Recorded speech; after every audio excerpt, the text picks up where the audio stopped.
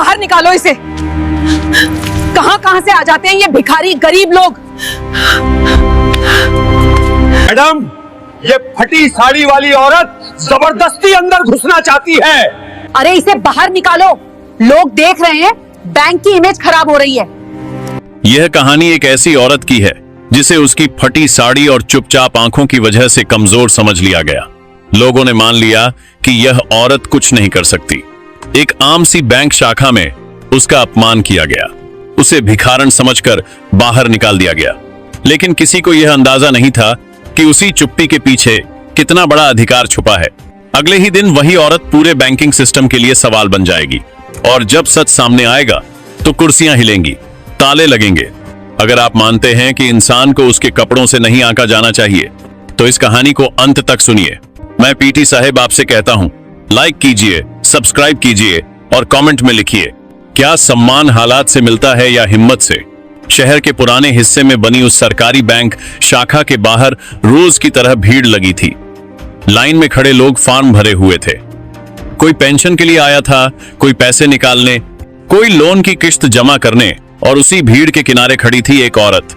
उम्र करीब 60 साल, बदन पर फटी हुई हल्की नीली साड़ी, पैरों में घिसी हुई चप्पलें और सिर पर पुराना सा कपड़े का पल्लू। उसकी आंखों में डर नहीं था, लेकिन थकान बहुत थी। उसका नाम था शांति देवी। वह सुबह बहुत पहले घर से निकली थी, क्योंकि उसे बैंक से एक जरूरी काम था। यह काम उसके लिए सिर्फ पैसे का नहीं था, यह उसकी पूरी जिंदगी से जुड़ा था। शांति देवी लाइन में लगी, लेकिन आसपास खड़े लोग उसे अजीब नजरों से देखने लगे। किसी ने नाक सिकोड़ ली, किसी ने फुसफुसाकर कहा, यह भीख मांगने आई है क्या बैंक में।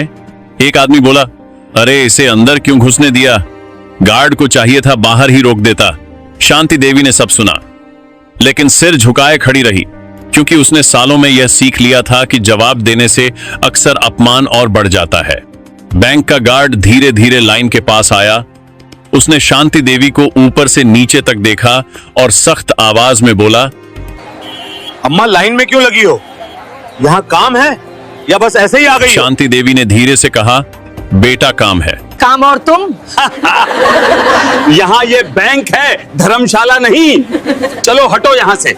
शांति देवी ने कांपते हाथों से कागज निकाले और कहा, बस ये कागज जमा करने हैं। अंदर जाके बदबू मत फैलाओ, बाहर खड़ी रहो। क्या हुआ, क्यों टाइम खराब कर रहे हो? मैडम, ये फटी साड़ी वाली औरत जबरदस्ती अंदर घुसना चाहती है।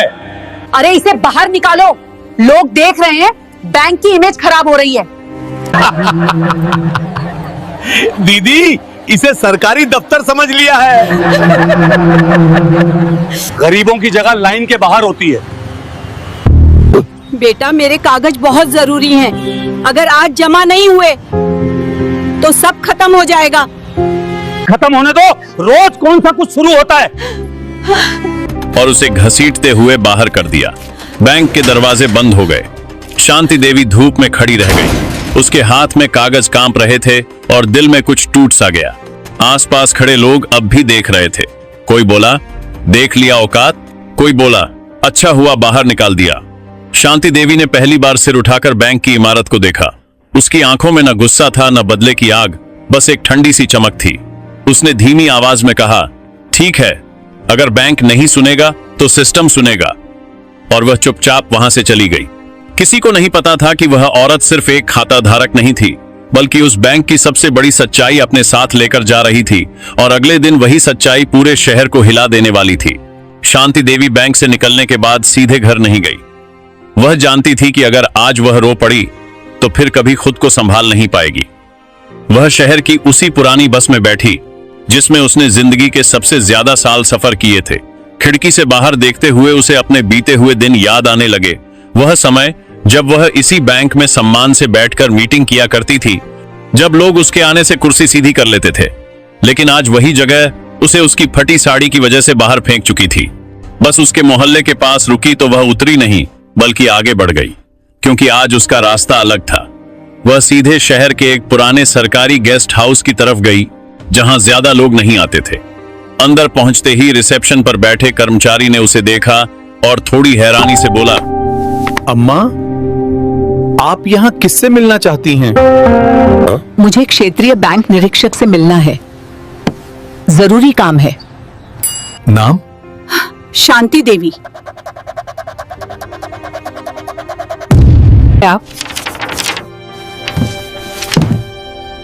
आप यहीं बैठिए, मैं अभी बताता हूँ। शांति देवी कुर्सी पर बैठी, लेकिन उसकी आंखों में अब थकान नहीं थी, बल्कि एक ठहराव था। थोड़ी देर में एक सूट पहना अधिकारी बाहर आया। उसने शांति देवी को देखा और झुककर नमस्ते किया। बोला, मैडम, आप खुद आईं। आपने पहले फोन क्यों नहीं किया? शांति देवी ने हल्की मुस्कान के साथ कहा, फोन करना जरूरी नहीं लगा, क्योंकि कुछ बातें सामने जाकर कही जाती हैं। अधिकारी उसे अंदर ले गया। कमरे का दरवाजा बंद हुआ और भीतर जो बातचीत हुई वह अगले दिन बैंक के लिए तूफान बन गई। शांति देवी ने मेज पर वही कागज रखे जो बैंक में उसे जमा नहीं करने दिए गए थे। अधिकारी ने जैसे ही कागज देखे, उसकी आंखें फैल गईं। उसने कहा, ये तो बहुत गंभीर मामला है मैडम। आपने बैंक में सीधे क्यों नहीं कहा कि आप कौन हैं? अगर पहचान बताने से ही सम्मान मिले तो इंसानियत का क्या मतलब रह जाता है? मैं ये देखना चाहती थी कि एक आम औरत के साथ ये सिस्टम कैसा व्यवहार करता है। उस बैंक शाखा में नियमों की खुलेआम अवहेलना हो रही है। खाता धारकों को कपड़ों से आंका जा रहा है और जिन दस्तावेजों को जमा होना चाहिए उन्हें जानबूझकर रोका जा रहा है। हेलो, मुझे तुरंत पुरानी फाइलों की डिटेल्स चाहिए, अभी इसी वक्त। उसी शाम एक गोपनीय आदेश तैयार हुआ, जिसमें अगले दिन सुबह उस बैंक शाखा की जांच और अस्थायी बंदी का निर्देश था। उधर बैंक शाखा में सब कुछ सामान्य लग रहा था। गार्ड वही था, कैशियर वही, मैनेजर वही घमंड। सुबह जैसे ही दरवाजा खुला, लोग लाइन में लगने लगे। तभी एक काली गाड़ी आकर रुकी। उससे 4 अधिकारी उतरे, उनके हाथ में फाइलें थीं। गार्ड ने रोकने की कोशिश की, लेकिन उसे साइड में कर दिया गया। मैनेजर बाहर आया और बोला, यह क्या तरीका है? बैंक चल रहा है। अधिकारी ने ठंडी आवाज में कहा, आदेश है जांच का, और तब तक बैंक बंद रहेगा। मैनेजर हक्का बक्का रह गया। कैशियर के हाथ से पेन गिर गया। थोड़ी देर में बोर्ड लगा दिया गया, अस्थायी रूप से बंद, जांच जारी है। लोग इकट्ठा हो गए। कोई बोला, कल तक सब ठीक था, आज अचानक यह क्या हो गया? और उसी भीड़ के बीच शांति देवी फिर से आई। इस बार वही फटी साड़ी, वही चुपचाल, लेकिन माहौल बिल्कुल बदला हुआ था। अधिकारी ने सबके सामने कहा, यही है वह महिला जिनके साथ कल यहां अपमानजनक व्यवहार किया गया था, और यही इस जांच की वजह है। बैंक स्टाफ के चेहरे सफेद पड़ गए। गार्ड की नजरें जमीन में धंस गईं। मैनेजर कांपती आवाज में बोला, आप कौन हैं? शांति देवी ने पहली बार ऊंची नजर से उसकी तरफ देखा और कहा, मैं वही हूं जिसे तुमने भिखारन समझकर बाहर निकाला था।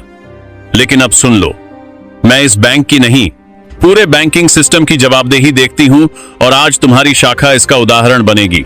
बैंक के बाहर लगी भीड़ अब खामोश थी, जैसे हर किसी को अपनी आंखों पर यकीन नहीं हो रहा हो। कल तक जिस औरत को धूप में खड़ा कर दिया गया था, आज उसी औरत के एक इशारे से पूरा बैंक बंद था। शांति देवी वहीं खड़ी रही। उसने किसी को डांटा नहीं, किसी पर आवाज नहीं उठाई, लेकिन उसकी मौजूदगी ही सवाल बन चुकी थी। जांच अधिकारियों ने शाखा के अंदर कदम रखा। फाइलें खुली, कैमरे लगे, रिकॉर्ड निकाले गए, और जैसे जैसे परतें खुलती गईं, वैसे वैसे सच्चाई का बोझ भारी होता गया। कैशियर के लॉग में हेरफेर थी, मैनेजर के साइन बिना जांच के थे। गार्ड की शिकायतें पहले भी आई थीं, लेकिन दबा दी गई थीं। और सबसे बड़ा अपराध यह था कि खाता धारकों को उनकी शक्ल और कपड़ों से तौला जा रहा था। शांति देवी चुपचाप बैठी सब देखती रही। उसे याद आया वह दिन जब इसी बैंक की बोर्ड मीटिंग में उसने कहा था, सिस्टम तभी मजबूत होगा जब सबसे कमजोर आदमी बिना डर के अंदर आ सके। तब सबने तालियां बजाई थीं, लेकिन उस दिन की तालियां आज की चुप्पी में बदल चुकी थीं। अधिकारी ने मैनेजर को बुलाया और पूछा, कल इस महिला को बाहर क्यों निकाला गया? मैनेजर ने बचाव में कहा, सर, इमेज का सवाल था, बैंक में गंदगी फैल सकती थी। यह सुनते ही शांति देवी की आंखें पहली बार सख्त हुईं। उसने धीमी लेकिन साफ आवाज में कहा, गंदगी कपड़ों में नहीं, सोच में होती है। अधिकारी ने तुरंत नोट किया और कहा, यह बयान भी रिकॉर्ड में जाएगा। कैशियर ने रोते हुए कहा, हमें ऊपर से दबाव था लाइन जल्दी खत्म करने का। लेकिन अधिकारी ने कहा, दबाव नियम तोड़ने का लाइसेंस नहीं होता। उसी समय मीडिया आ पहुंची। कैमरे ऑन हुए, सवाल गूंजने लगे। कौन है यह महिला? किस अधिकार से बैंक बंद हुआ? शांति देवी आगे आई और पहली बार सबके सामने बोली, मैं कोई नेता नहीं, कोई सेलिब्रिटी नहीं, मैं वही औरत हूं जो कल फटी साड़ी में आई थी और जिसे आपने इंसान समझने से इनकार कर दिया था। मैं पिछले 25 साल से बैंकिंग नियमन से जुड़ी रही हूं। मैंने इस सिस्टम को बनाया है ताकि आम आदमी सुरक्षित रहे, लेकिन जब वही सिस्टम आम आदमी को कुचलने लगे तो उसे रोकना मेरी जिम्मेदारी है। यह सुनते ही मैनेजर की कुर्सी खिसक गई। गार्ड सिर झुकाकर खड़ा था। कैशियर की आंखों से आंसू बह रहे थे। भीड़ में खड़े लोग एक दूसरे को देख रहे थे।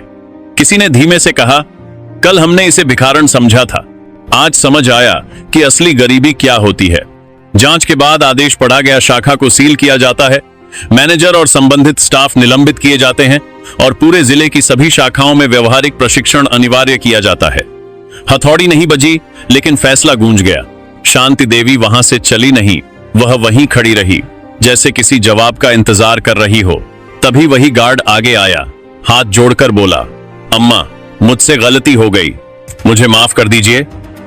शांति देवी ने उसकी तरफ देखा और कहा, माफी तब पूरी होती है जब अगली बार किसी को उसकी औकात नहीं बल्कि उसकी जरूरत देखकर अंदर आने दिया जाए। गार्ड की आंखें भर आईं। कैशियर ने भी आगे बढ़कर कहा, हम सबने गलत किया। शांति देवी ने सिर हिलाया और कहा, आज नहीं तो कल हर इंसान कमजोर होता है। बस याद रखना, जब कोई कमजोर सामने हो तो तुम्हारा मजबूत होना उसी की रक्षा में दिखना चाहिए, नहीं तो ताकत सिर्फ दिखावा रह जाती है। भीड़ में खड़े लोग धीरे धीरे तालियां बजाने लगे, लेकिन यह तालियां जीत की नहीं थीं। यह तालियां शर्म की थीं, आत्ममंथन की थीं। शांति देवी ने आखिरी बार बैंक की इमारत को देखा और मन ही मन कहा, अब फैसला तुम्हारा है, सिस्टम क्या सीखता है। बैंक के गेट पर लगा ताला सिर्फ एक शाखा का नहीं था, वह एक सोच पर लगा ताला था जो सालों से गरीब को देखकर सिकुड़ जाती थी। शांति देवी वहां से सीधे अपने घर नहीं गई। वह थोड़ी दूर एक पुराने बस स्टॉप की बेंच पर बैठ गई, वही बेंच जहां वह अक्सर थक कर बैठा करती थी। लेकिन आज उसकी थकान अलग थी। यह थकान बदले की नहीं, जिम्मेदारी की थी। उसे याद आया वह दिन जब उसने यह पद स्वीकार किया था। तब उसने खुद से वादा किया था कि अगर कभी सिस्टम आम आदमी से बड़ा हो गया तो वह खुद उसे आईना दिखाएगी। लेकिन आज उसे एहसास हुआ कि आईना दिखाने के लिए कभी कभी खुद को भी चोट सहनी पड़ती है। अगले कुछ दिनों में पूरे जिले के बैंकों में नोटिस लग गए। हर स्टाफ को प्रशिक्षण दिया गया। हर शाखा में एक लाइन लिखी गई, इंसान को उसके कपड़ों से नहीं, उसके काम से पहचाना जाएगा। वही लाइन शांति देवी ने अपने हाथ से लिखकर भेजी थी। मीडिया ने उसे हीरो बनाना चाहा, इंटरव्यू मांगे, मंच दिए, लेकिन उसने सब मना कर दिया। उसने बस इतना कहा, अगर मेरे नाम से सिस्टम सुधरे तो अच्छा है, लेकिन अगर मेरी कहानी से एक गार्ड का व्यवहार बदल जाए तो उससे बेहतर कुछ नहीं हो सकता। कुछ हफ्तों बाद उसी बैंक की नई शाखा खुली। नए स्टाफ, नए चेहरे, नए नियम, उद्घाटन के लिए अधिकारी आए, लेकिन सबसे आखिरी में आई वही औरत। इस बार वही साड़ी, लेकिन सलीके से सिली हुई, वही चाल, लेकिन और सीधी, जैसे अब बोझ नहीं बल्कि संतोष हो। उसने फीता काटा और अंदर जाने से पहले गार्ड की तरफ देखा। गार्ड ने तुरंत दरवाजा खोला और आदर से बोला, आइए अम्मा। शांति देवी मुस्कुराई और बोली, नहीं बेटा, आज मैं लाइन में लगूंगी, क्योंकि सिस्टम तब सही होता है जब जिम्मेदार भी नियम माने। वह लाइन में खड़ी हुई। लोगों ने पहचान लिया, कोई झुका, कोई रो पड़ा। किसी ने कहा, यही हैं जिन्होंने बैंक बंद करवा दिया। शांति देवी ने धीमे से कहा, नहीं बेटा, मैंने बैंक नहीं बंद करवाया, मैंने आंखें खोल दी थी। काम होते ही वह चुपचाप निकल गई। कुछ महीनों बाद शहर के एक अखबार में छोटी सी खबर छपी थी, फटी साड़ी वाली औरत, जिसने सिस्टम को याद दिलाया कि सम्मान अधिकार है, दान नहीं। और उसी के नीचे कोई फोटो नहीं था, कोई नाम नहीं था, लेकिन हजारों लोगों ने वह खबर काटकर रख ली, क्योंकि वह कहानी अब किसी एक औरत की नहीं थी। वह हर उस इंसान की थी जिसे कभी उसके हालात से तौला गया था। और एक शाम शांति देवी अपने छोटे से कमरे में बैठी चाय पी रही थी। दीवार पर कोई तस्वीर नहीं, कोई पदक नहीं, बस एक कागज टंगा था जिस पर लिखा था, अगर आज किसी गरीब को इज्जत दी तो समझो तुम अमीर हो। और उसी चुप्पी में उसने आंखें बंद की और मन ही मन कहा, आज अगर कोई फटी साड़ी में बैंक आएगा तो शायद उसे बाहर नहीं निकाला जाएगा। यही मेरी सबसे बड़ी जीत है।